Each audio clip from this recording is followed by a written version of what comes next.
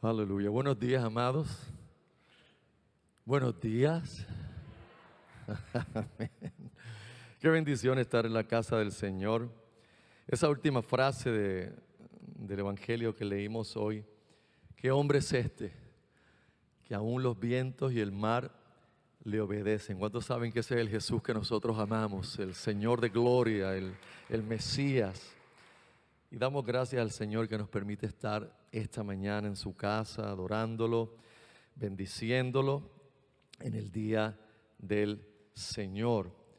Y queremos orar esta mañana. Tenemos en la oración pastoral algunas peticiones, pero antes vamos a hacer la oración de confesión de nuestros pecados. Y esta mañana quisiera hacerlo leyendo el Salmo 51. Y mientras le doy lectura al Salmo 51, se permita que el Espíritu de Dios traiga convicción en su corazón y que usted pueda delante de Dios confesar sus pecados y sus faltas, sabiendo que Él es fiel y justo para perdonarnos y para limpiarnos de toda maldad. Y dice así la santa palabra del Señor en el Salmo 51. Ten piedad de mí, oh Dios, conforme a tu misericordia. Conforme a la multitud de tus piedades, borra mis rebeliones. Lávame más y más de mi maldad y límpiame de mi pecado. Porque yo reconozco mis rebeliones y mi pecado está siempre delante de mí. Contra ti solo he pecado y he hecho lo malo delante de tus ojos, para que seas reconocido justo en tu palabra y tenido por puro en tu juicio. He aquí en maldad he sido formado y en pecado me concibió mi madre. He aquí tú amas la verdad en lo íntimo y en lo secreto me has hecho comprender sabiduría. Purifícame con hisopo y seré limpio. Lávame y seré más blanco que la nieve. Hazme oír gozo y alegría, y se recrearán los huesos que has abatido. Esconde tu rostro de mis pecados y borra todas mis maldades. Crea en mí, oh Dios, un corazón limpio y renueva un espíritu recto dentro de mí. No me eches de delante de ti y no quites de mí tu Santo Espíritu. Vuélveme el gozo de tu salvación y espíritu noble me sustente. Entonces enseñaré a los transgresores tus caminos y los pecadores se convertirán a ti. Líbrame de homicidios, oh Dios, Dios de mi salvación. Cantará mi lengua tu justicia. Señor, abre mis labios y publicará mi boca tu alabanza. Porque no quieres sacrificio, que yo lo daría. No quieres holocausto. Los sacrificios de Dios son el espíritu quebrantado. Al corazón contrito y humillado no despreciarás tú, oh Dios. Haz bien con tu benevolencia a Sión, edifica los muros de Jerusalén. Entonces te agradarán los sacrificios de justicia, el holocausto u ofrenda del todo quemada. Entonces ofrecerán becerros sobre tu altar. Pongamos atención a ese verso 17. Los sacrificios de Dios son el espíritu quebrantado, al corazón contrito y humillado no despreciarás tú, oh Dios. Padre, gracias por tu amor y por tu misericordia, y gracias por Jesucristo, gracias por el sacrificio perfecto en la cruz del Calvario. Gracias por la sangre derramada, significando que su vida fue puesta en nuestro lugar, que nos redimiste a nosotros, nos compraste, Señor, para hacernos tuyo y darnos con Cristo todas las cosas.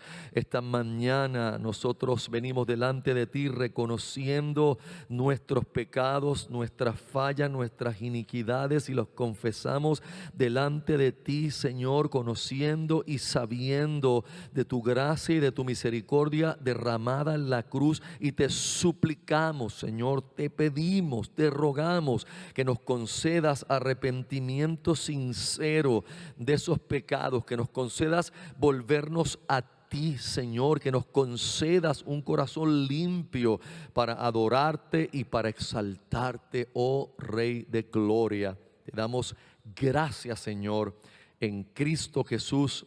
Amén y amén. Y hacemos también la oración pastoral, suplicando al Señor por las necesidades de la congregación, por los hermanos, por las familias, por los enfermos, por cualquier situación que estemos atravesando, cualquier persona esté atravesando.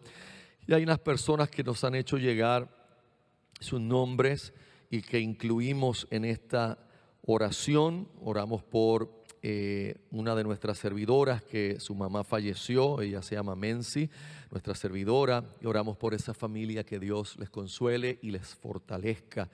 Enfermos tenemos a Carmen Enid del Valle, Edwin Santiago, Daniel Lawrence, Sandra Batista, Omaira Meléndez, Vivian Torres, por la mamá de la hermana Nidia Román, Luz Celeste, Yacel Algarín, Abraham Rodríguez y Leslie Pagán, que serán sometidos a unos estudios.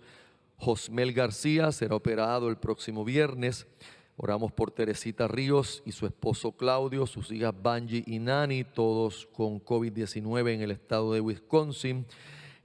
Oramos por Héctor Santos Rivera por una herida, y oramos por Maricel Padilla por una situación de trabajo. Así que oremos, hermanos, suplicando al Señor su misericordia. Padre, gracias por tu amor y gracias por ser nuestro Padre glorioso. Tú, Señor, abres tu mano y colmas de bendición a todo ser viviente, dice tu palabra. Tu palabra también dice que los leoncillos necesitan y tienen hambre, pero los que esperan en ti no tendrán falta de ningún bien. Por lo tanto, esta mañana nosotros, Señor, con certidumbre de fe y en Cristo, a través de nuestro mediador, podemos acudir a tu trono en esta hora y hacer saber delante de ti nuestras peticiones, nuestras necesidades, y las de las personas que hemos mencionado, las de cualquier otro de los que están aquí presentes o de los que están conectados a nuestra transmisión en vivo en este momento.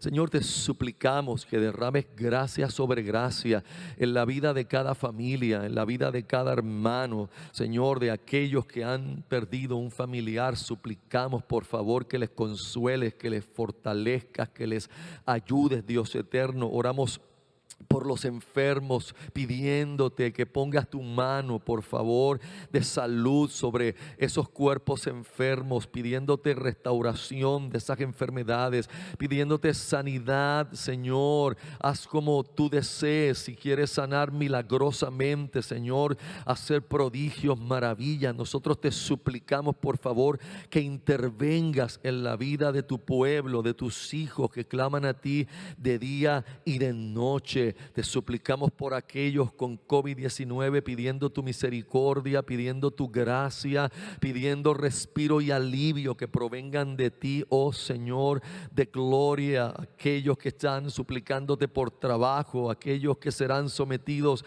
a operaciones, aquellos que están enfrentando situaciones de crisis económica, Señor, en tus manos los ponemos, pidiéndote, oh Rey de gloria, que les ayudes, por favor, que les prosperes, que les bendigas y que hagas tu voluntad soberana en todas las cosas que nosotros te pedimos, pues tú siempre haces mucho más abundantemente de lo que nosotros podemos pedir o ni siquiera entender, Padre. Y todo esto te lo suplicamos en el nombre de Jesucristo, tu amado Hijo, a quien sea toda la gloria y el honor por los siglos de los siglos.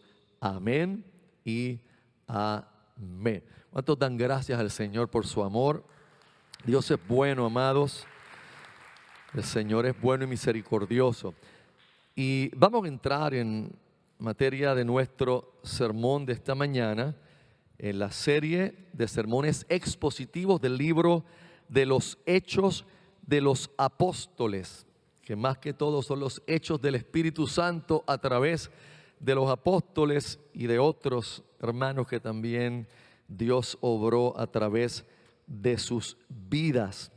Y ya estamos en el capítulo 21 y hoy nos corresponde el pasaje que comprende los versos desde el 15 hasta el 35, versos 15 hasta el 35, y ya hoy vamos a entrar en materia del arresto del apóstol Pablo en Jerusalén, cosa que se le había advertido, se le había avisado, se le había profetizado, como vimos en el sermón anterior. Nada sorpresivo para el apóstol, esto es lo que se le dijo y es exactamente lo que aconteció. Pero en medio de esa narrativa histórica hay algo que sucede que es lo que le da tema a nuestro sermón y título. Lo hemos titulado Concesión por la voluntad de Dios. El apóstol Pablo, lo vamos a ver en este pasaje, haciendo una concesión que inclusive le ha ganado críticas, ¿verdad? Aún de los expositores bíblicos modernos, algunos indican que Pablo, al hacer esta concesión, pecó delante del Señor, que pecó contra el evangelio de la gracia que él mismo predicó y que él mismo proponía. Y cuando miramos el pasaje que vamos a leer ahora, es ciertamente que afloran algunas preguntas acerca de lo acontecido aquí. Así que vayamos con eso al libro de los Hechos, capítulo 21, y leamos desde los versos 15 hasta el 35, leemos la santa palabra del Señor. Después de esos días, hechos ya los preparativos, subimos a Jerusalén y vinieron también con nosotros de Cesarea algunos de los discípulos, trayendo consigo a uno llamado Mnasón de Chipre, discípulo antiguo con quien nos hospedaríamos. Cuando llegamos a Jerusalén, los hermanos nos recibieron con gozo, y el día siguiente Pablo entró con nosotros a ver a Jacobo, y se hallaban reunidos todos los ancianos, a los cuales después de haberles saludado les contó una por una las cosas que Dios había hecho entre los gentiles por su ministerio.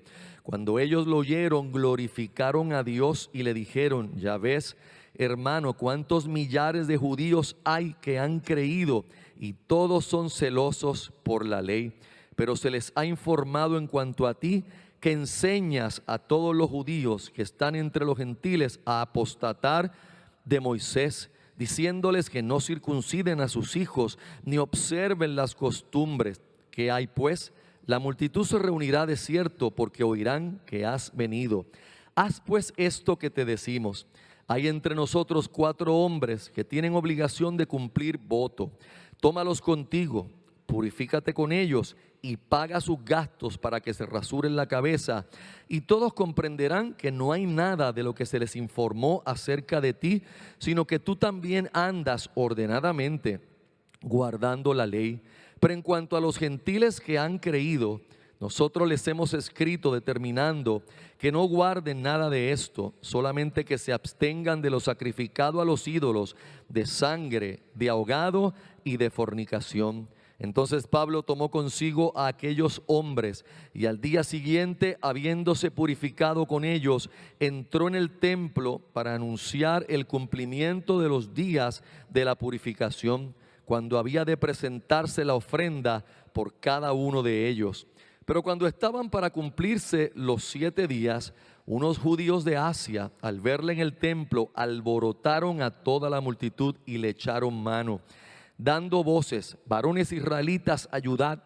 Este es el hombre que por todas partes enseña a todos contra el pueblo, la ley y este lugar, y además de esto ha metido a griegos en el templo y ha profanado este santo lugar.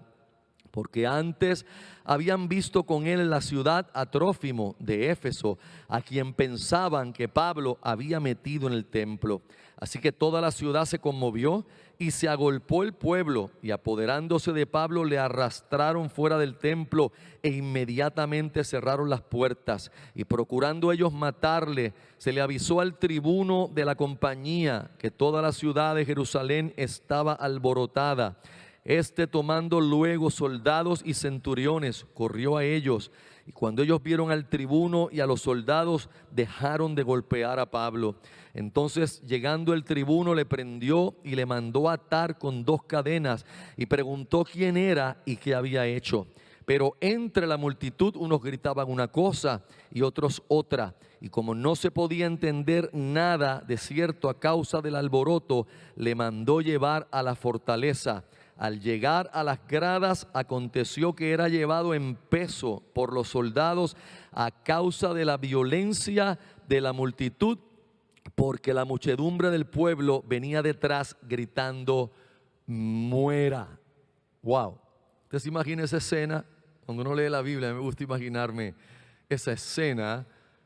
¿Qué violencia se está generando ahí contra la vida del apóstol Pablo, llevado a golpes para matarlo, lo cual obviamente ya se le había dicho y profetizado? Oremos, hermanos. Padre, gracias por tu palabra. Tu palabra es santa, Señor. Tu palabra es verdad. Tu palabra es como espada de dos filos que penetra hasta lo más profundo de nuestro ser y discierne hasta nuestros pensamientos y las motivaciones de nuestros corazones. Tu palabra es lumbrera, es lámpara para nuestro caminar. Tu palabra es martillo que quebranta la roca. Tu palabra, oh Dios, es gloriosa. Alúmbranos con ella, enséñanos, corrígenos, por favor, amonéstanos, edifícanos con tu palabra en esta mañana. Te lo suplicamos en el nombre de Jesús. Amén y amén.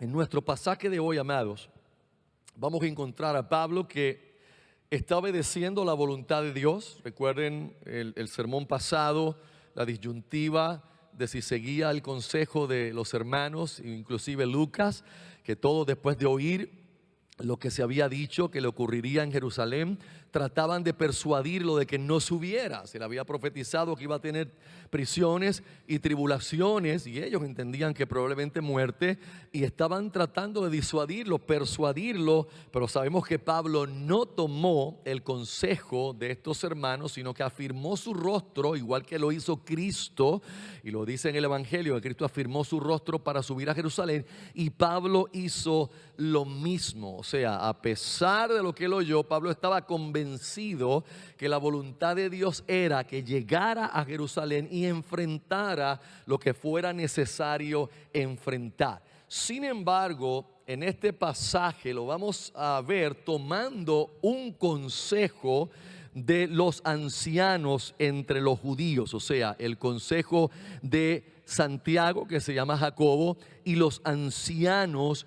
Consejo que aflora preguntas mientras leemos el pasaje. Si nos preguntamos si este consejo realmente era un consejo bíblico, si era un consejo piadoso, si era un consejo salido de fe, o si era un consejo salido del temor que tenía Santiago y los ancianos de lo que pudiera ocurrir entre los hermanos de la iglesia, que estaban, sus oídos habían sido contaminados acerca del apóstol Pablo. Es bueno a este momento hacernos este cuadro, porque cuando hablamos del apóstol Pablo, hoy, en nuestro tiempo, los que amamos la Biblia, pues para nosotros Pablo es nuestro héroe. O sea, después de Cristo en la Biblia, para muchos de nosotros Pablo es como ese héroe que se levanta después de Jesús y que toma un rol predominante en el Nuevo Testamento. Y nosotros no tenemos ningún problema con el apóstol Pablo en ver su carácter, su piedad. Pero entienda que en el momento presente que él vivía, Pablo tenía enemigos por todas partes. Pablo tenía gente que no lo quería bien. Pablo tenía personas creyentes que no creían en él, no creían en su ministerio, no creían que él había sido llamado realmente por Dios como apóstol. Si usted recuerda, lo discutimos o por lo menos lo mencionamos en un sermón anterior, con los propios corintios, con la propia iglesia de Corintios. Pablo tuvo la situación de que ciertos maestros llegaron a ellos y fueron allá para criticar a Pablo duramente y para poner en duda las credenciales apostólicas de Pablo. Me refiero al llamamiento que directamente Jesús le hizo a Pablo para que fuera su apóstol. Y los corintios realmente compraron esas ideas, y por eso es que cuando usted lee la primera y segunda carta a los corintios, usted nota el tono del apóstol Pablo en su defensa que hace del ministerio al cual Dios le llamó. Recuerda que Pablo no se llamó a esto él mismo. Pablo andaba estaba persiguiendo la iglesia.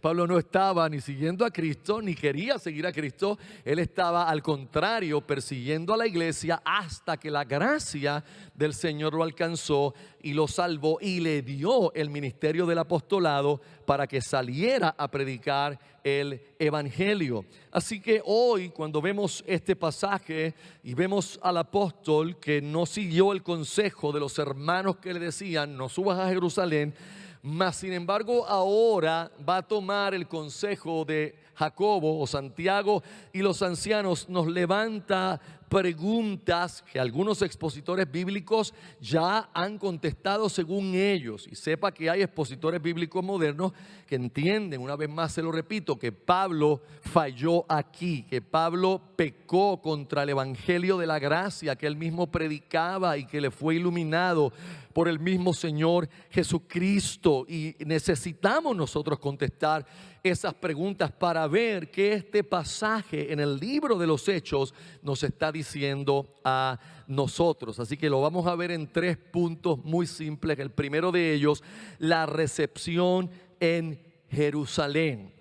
Y antes de subir obviamente a los versos 15 y 16, lo único que nos dicen es que Pablo hizo sus preparativos para subir a Jerusalén, pero se quedó en la casa de un discípulo que era un hombre que aparentemente era un anciano. El lenguaje que se usa no solamente indica que era uno de los primeros discípulos del Señor Jesucristo, sino también indica que era un hombre muy anciano y sin embargo abrió las puertas de su casa para recibir al apóstol Pablo antes de que subiera a Jerusalén. Y es interesante que Lucas ponga un hecho tan simple y probablemente debemos mirar nosotros la oportunidad de ver, reflexionar y orar al Señor que mientras nosotros envejecemos, porque todos los que estamos aquí estamos envejeciendo, a mí no me importa si usted tiene 20 años, usted está envejeciendo también, lo único que a algunos le llevamos mucha ventaja en ese envejecimiento, pero nosotros al ponernos viejos, al ponernos ancianos, debemos orar que nuestra devoción por el Señor no mengue, hermanos, que nuestro asombro reverente por las cosas de Dios, por el sacrificio de Cristo no mengue y que no nos volvamos ancianos y viejos cínicos, duros, endurecidos por la vida, sino que permita el Señor que mantengamos siempre un corazón dispuesto para servirle, para amarle, para adorarle, un corazón que ame no solamente a Cristo, sino que ame a su iglesia, que ame la casa del Señor y que nuestra ancianidad no cometamos el error que cometió el hombre más sabio del mundo, Salomón, que en su ancianidad, con toda su sabiduría y con toda la sabiduría que Dios mismo le dio, nos cuenta el primer libro de Reyes, en el primer libro de Reyes capítulo 11, verso 4, nos dice cómo Salomón se desvió del Señor y del amor al Señor por rodearse con un montón de concubinas, con cientos de concubinas que él tenía, y cómo esto contaminó su corazón y él también comenzó a ofrecer culto a otros dioses, trayéndole esto obviamente sobre sí la mano y el juicio del Señor. Así que oremos, amados, que nosotros podamos ser como este hombre llamado Naasón, que aún en su ancianidad estaba sirviendo a Dios, buscando a Dios y dispuesto a recibir en su casa en hospitalidad a aquellos siervos del Señor. Versos 17 y 18 simplemente tenemos la recepción que le dieron y fue una recepción de gozo. Santiago y los ancianos realmente estaban gozosos de ver al apóstol Pablo, de recibirlo, de tenerlo en Jerusalén, y así se lo mostraron. Hay un dato interesante que vemos ya aquí, la transición ocurrida en el gobierno de la iglesia. Si usted recuerda, la iglesia de Jerusalén estaba siendo gobernada primero por los apóstoles. Eran los apóstoles del Señor Jesús los que quedaron y estaban en la iglesia.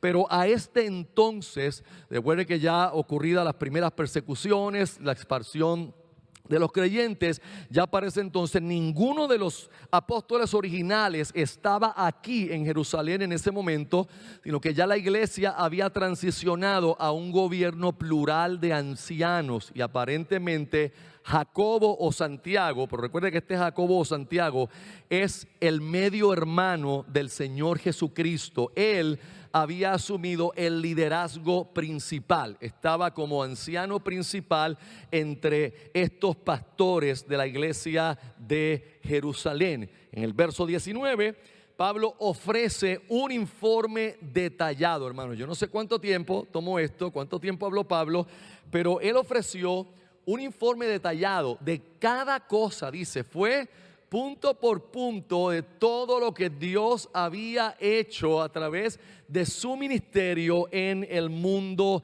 gentil. Y si usted mira, hemos estado aquí meses viendo los viajes de Pablo. Este es el tercer viaje, y esto es lo que Lucas escribió y recopiló.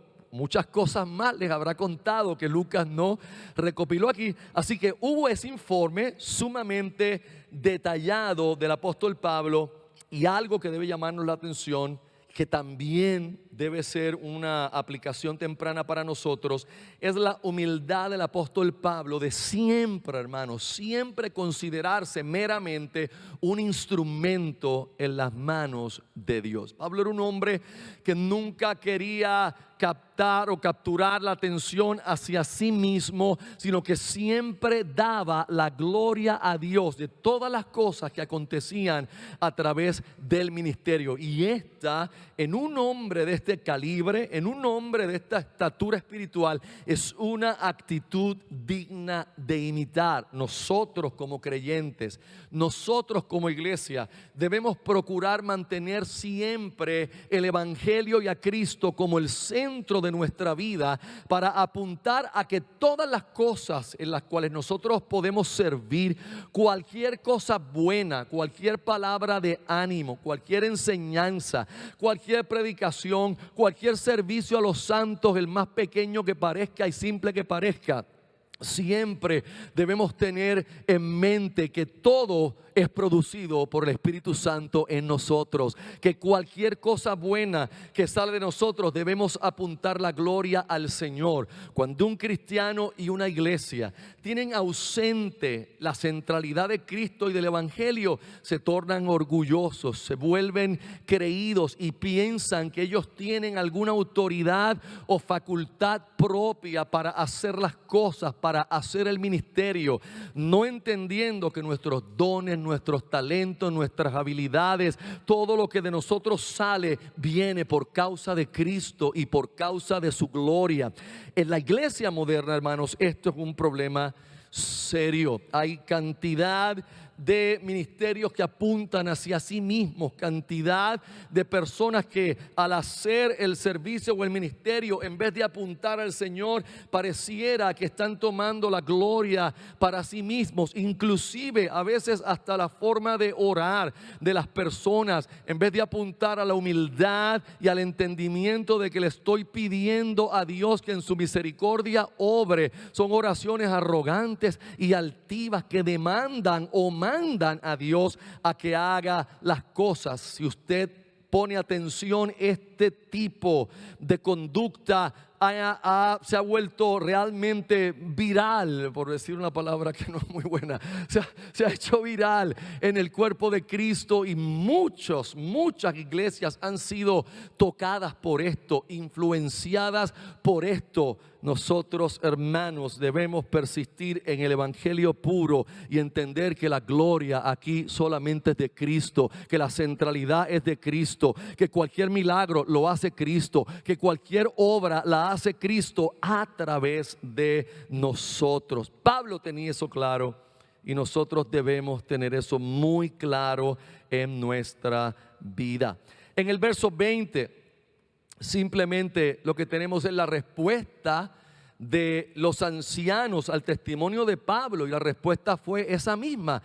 Al oír esto, ¿qué hicieron? Glorificaban a Dios, glorificaron al Señor. Y eso es otra cosa que debe darnos a nosotros un ejemplo como iglesia y como cristiano. Cuando escuchemos, mis queridos hermanos, de otra congregación de sana doctrina o de otros pastores y predicadores o siervos que están haciendo cosas en el nombre del Señor, que están causando bendición en el nombre del Señor, que están teniendo crecimiento en lugares, nuestra actitud, en vez de celos y envidia, debe ser de dar gloria al Señor, porque está usando a otros, porque está abriendo iglesias, porque se está predicando el evangelio de Cristo en otros lugares. Estos ancianos dieron la gloria a Dios al escuchar las maravillas que Pablo le contaba. Y recuerden que aquí habían milagros, aquí Pablo tiene que haberle contado de las maravillas que Dios hizo a través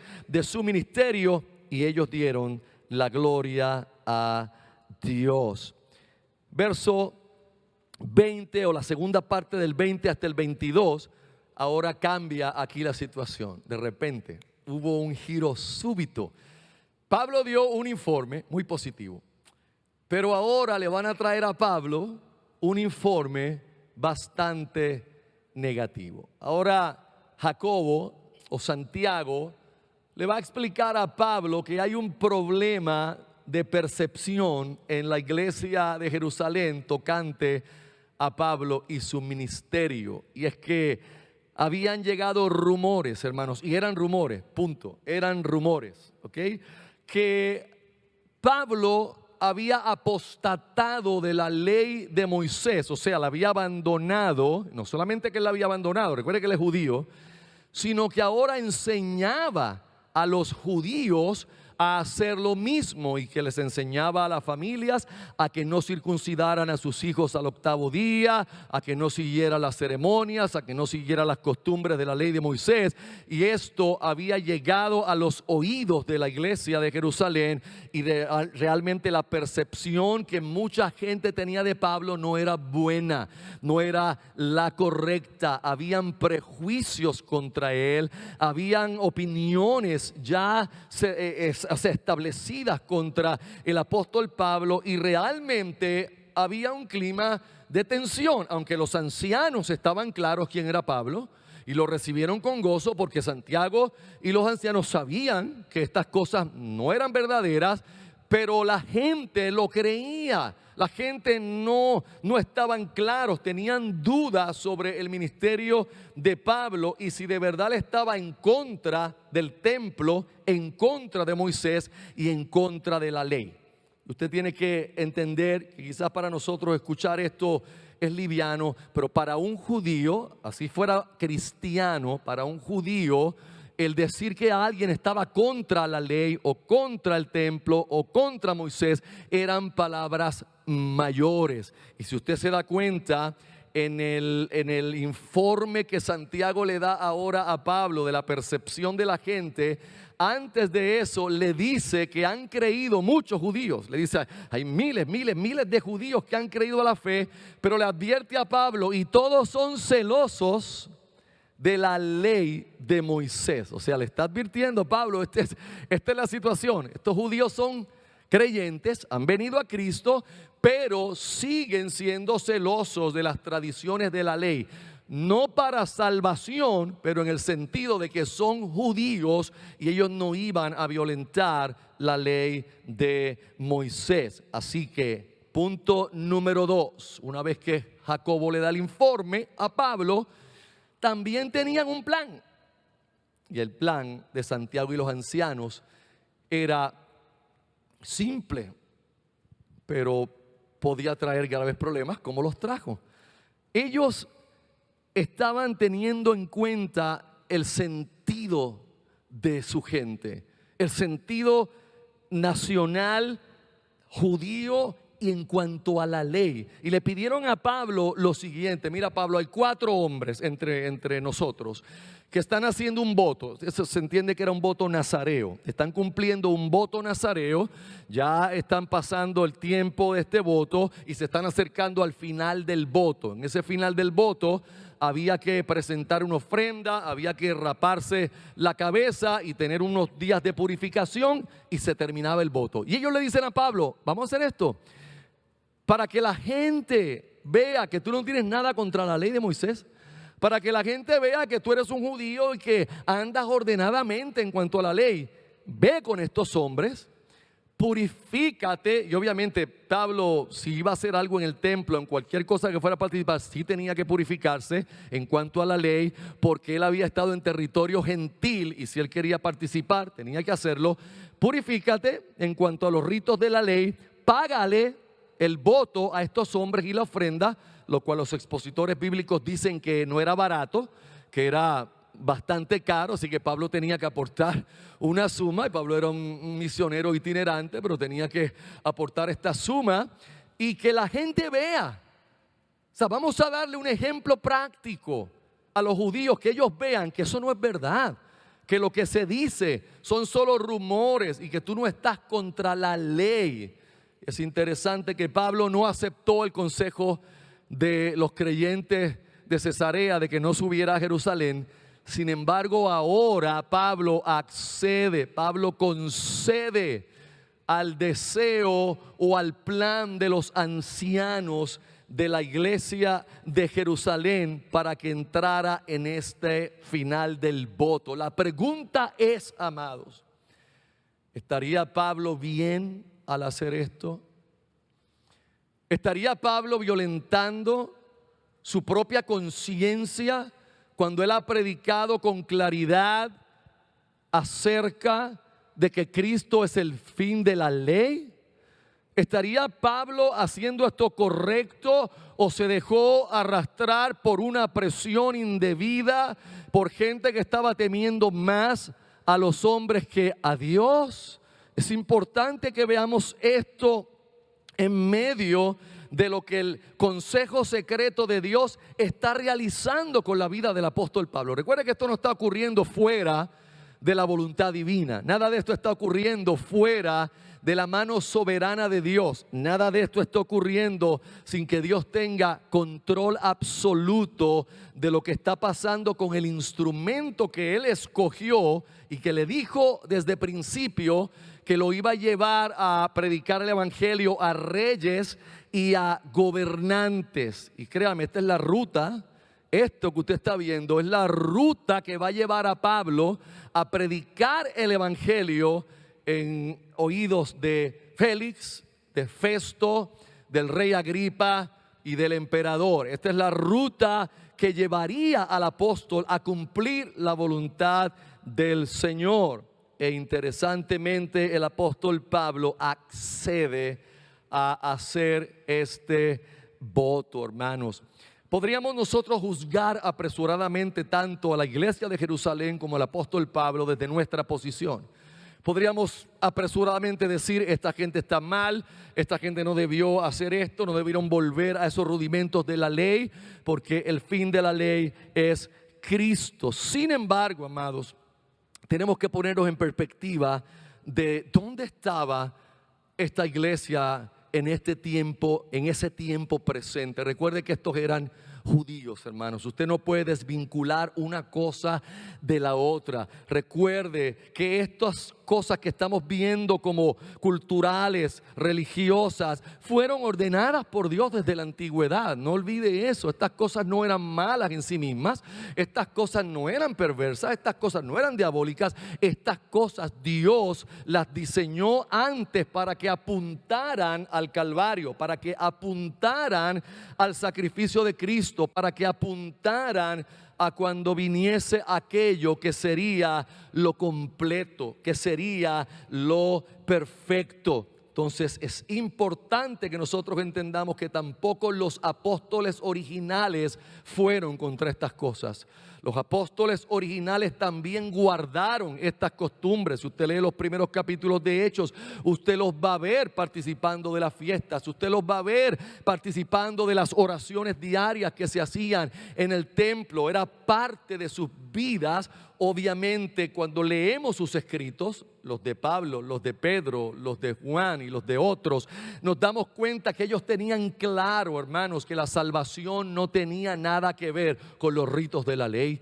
No estamos diciendo que ellos hacían estas cosas atados a creer que su salvación estaba en guardar la ley, porque es claro que estos apóstoles, todos ellos en alguna medida declararon su fe al escribir en sus epístolas que la salvación es solo por la gracia a través de la fe en el sacrificio de Jesucristo. Pero no podemos separar que eran judíos de nacimiento y que el costumbrismo de la ley era parte de sus vidas y que no se les pidió a ellos que dejaran de guardar esas costumbres, sino a los gentiles se les permitió que no tuviesen que entrar en ninguna parte de la ley ceremonial judía. Es importante que entendamos que Dios se encargaría de esto. Hermano, Dios es más paciente que nosotros. Nosotros somos impacientes los unos con los otros.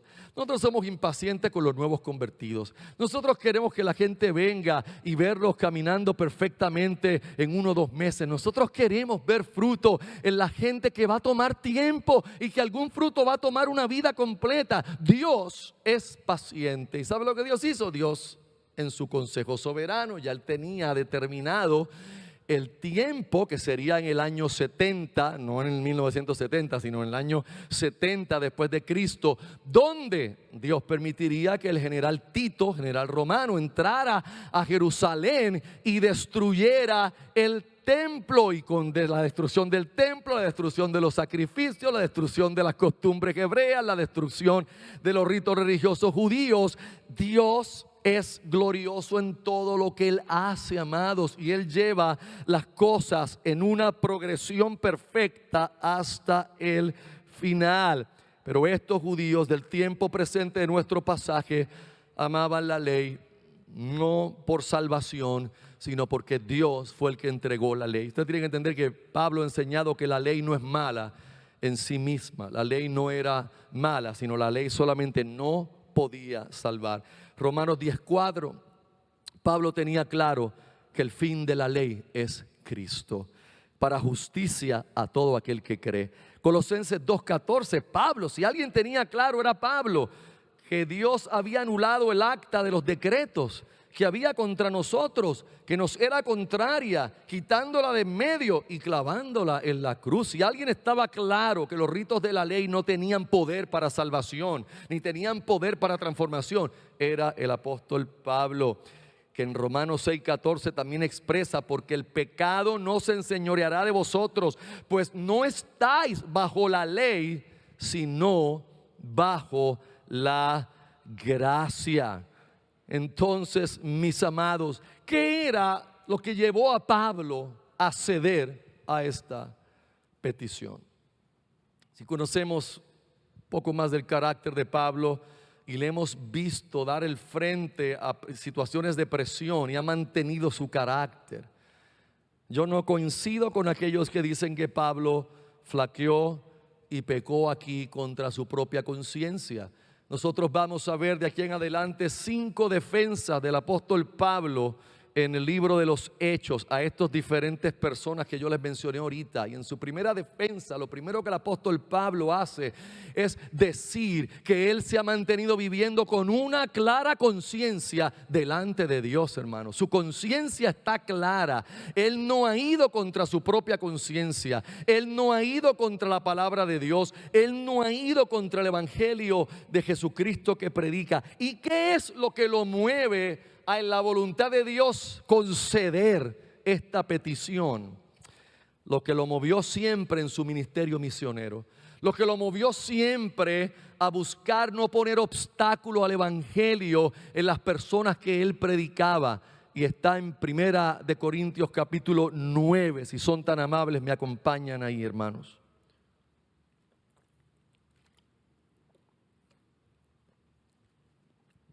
1 de Corintios 9, verso 19 en adelante. Este es el lema, podemos decir, del apóstol Pablo en cuanto a misiones. Esto es su principio para predicar el evangelio en los lugares donde va. Por lo cual, siendo libre de todos, me he hecho siervo de todos, para ganar a mayor número. Me he hecho a los judíos como judío para ganar a los judíos. A los que están sujetos a la ley, y mire cómo él se expresa, aunque yo no esté sujeto a la ley, como sujeto a la ley para ganar a los que esté sujeto a la ley, o a los que están sujetos a la ley. A los que están sin ley, como si yo estuviera sin ley, no estando yo sin ley de Dios, sino bajo la ley de Cristo, para ganar a los que están sin ley. Me he hecho débil a los débiles, para ganar a los débiles. A todos me he hecho de todo, para que de todos modos salve a algunos. Y esto hago por causa, esto hago por causa del Evangelio, para hacerme copartícipe de él. Nosotros no podemos discernir, o por lo menos yo no puedo, si el consejo de Santiago fue bueno o malo. No sé, quizás fue bueno, quizás no fue bueno. Pero sí sé por qué Pablo lo aceptó, por qué Pablo decidió tomarlo, y es por su corazón, para que el Evangelio no tenga obstáculo en aquellos que les predicamos. Hermanos, es cierto que el Evangelio, al ser predicado de manera pura, puede crear ofensas, puede crear situaciones, pero también es cierto que muchos de nosotros, antes de abrir la boca y antes de predicar el Evangelio, ya tenemos obstáculos para la gente, ya tenemos prejuicios en nuestras mentes de a quién predicarle y a quién no predicarle, ya tenemos en nuestros corazones prejuicios de quién el Señor puede salvar y a quién probablemente el Señor no va a salvar. Y es importante a través de este pasaje que nosotros entendamos que Dios es el que salva, mis amados, y que Él salva gente de cualquier estilo de vida, que Él salva al pecador de cuello blanco que se cree que está bien, que moralmente camina bien, como salva al que nos parezca más hundido en el lodo cenagoso del pecado. Pero a veces son nuestros prejuicios los que ponen obstáculo para el Evangelio. Y hay ciertos grupos que reciben más nuestros prejuicios que otros por condiciones que son claras en medio de la sociedad. Hay hombres que jamás predicarán el Evangelio a un homosexual.